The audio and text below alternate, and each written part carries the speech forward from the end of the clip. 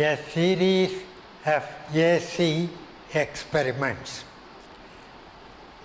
The following 4 experiments can be done with the help of this small box. The experiments are impedance of a coil as a function of frequency, variation of the phase angle between the current through the coil and the voltage across the coil as a function of frequency, impedance of a capacitor as a function of frequency, series and parallel resonant circuits.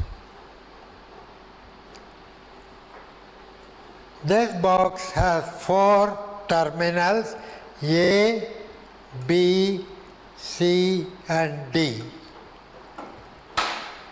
Between the terminals A and B, I have a resistance of 1 kilo. Between the terminals B and C, I have a coil of nominal inductance 100 millihenries, and between the terminals C and D, I have a capacitance with a nominal value 0.033 microfarad. To study how the impedance of a coil varies with frequency, we connect the signal generator to the terminals A and C. We start with a frequency of 200 Hertz and a peak-to-peak amplitude of 2.8 volts. The impedance of a coil with resistance RL and with inductance capital L at a frequency F is given by modulus of the impedance is RL square plus 4 pi square F square L square power half. The phase angle between the voltage and the current through the coil, this phase angle is phi. It varies with frequency as tan phi is 2 pi times frequency into inductance divided by resistance of the coil.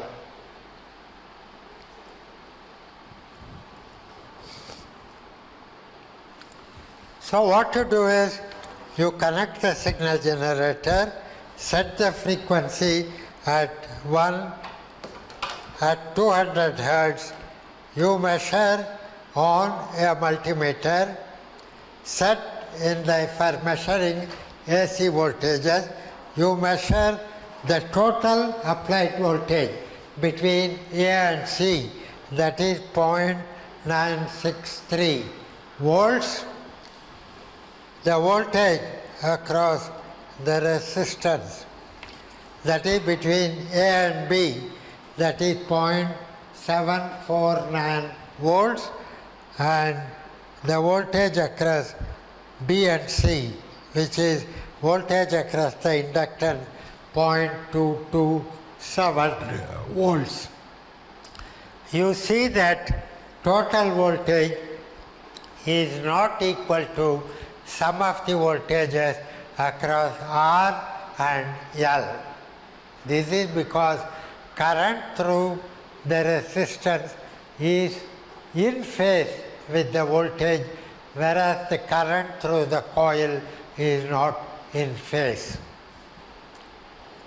You repeat the measurement, changing the frequency in steps of 200 Hertz up to 2 kilohertz. So this table gives you the frequency in hertz, square of the frequency in kilohertz. 200 hertz is 0.2 kilohertz. If you square 0.2, it is 0.04. That column is the total, is the voltage that you apply across the coil, that is terminals B and C, that is 0.20 volts, which you measure on this meter. VR is the voltage across the resistance, that is terminals A and B, again measured on this meter by putting this lead to the red, you measure it, that is 0.832. Total voltage you apply is measured between A and C, and that is 1.004 volts. So you have this series of measurements. You have this series of measurements. Take the ratio V coil by VR and square it. Therefore, V coil is 0.20, VR is 0.832. So divide 0.20 by 0.832 and square the result. That is V coil by VR whole square. Plot V coil by VR whole square against F square. That is this plot, and you see that this plot is a straight line. V coil by VR whole square is RL square plus 4 pi square F square L square by R square. So the slope of this line alpha is 4 pi square L square by R square. My R is 1 kilo. I know R, I measure the slope, calculate the inductance, and L will come out to be 104 millihenries. Okay. Then you look at this triangle. The voltage across the resistance AB is in phase with the current, so it is plotted along the x-axis. The voltage across the coil is made up of two parts. Voltage across the resistance of the coil, which is in phase with the current, so that is a horizontal line of length IRL. The voltage across the inductance of the coil, the voltage leads the current by 90 degrees, so the voltage is plotted along the y-axis, and it has a value 2 pi f into L into the current I. The total voltage across the coil is the sum, vector sum of the voltage across the resistance of the coil and across the inductance, that is BC. You see that the voltage across the coil makes an angle phi with the x-axis. The total voltage that you apply is the vector sum of the voltage across 1 kilo ohm and the voltage across the coil, that is the vector AC.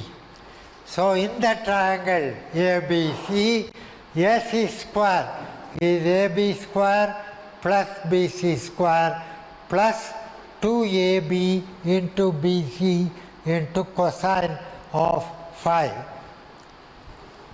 So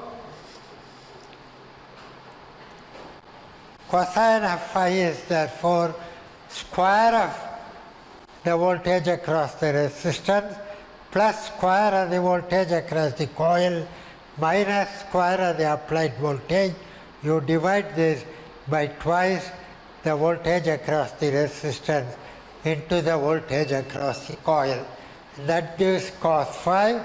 So from cos phi we calculate tan phi, and the values of tan phi are given here. You can see that the value of tan phi increases rapidly as the frequency increases. It will approach infinity. Tan phi will become infinite when the frequency is very high. Now we plot tan phi against the frequency f, and this is shown in this graph, and we fit a straight line. It has a slope 0.409 seconds, and this slope is 2 pi times the inductance by resistance of the coil. We have measured the inductance already, so we can calculate the resistance of the coil. That's it.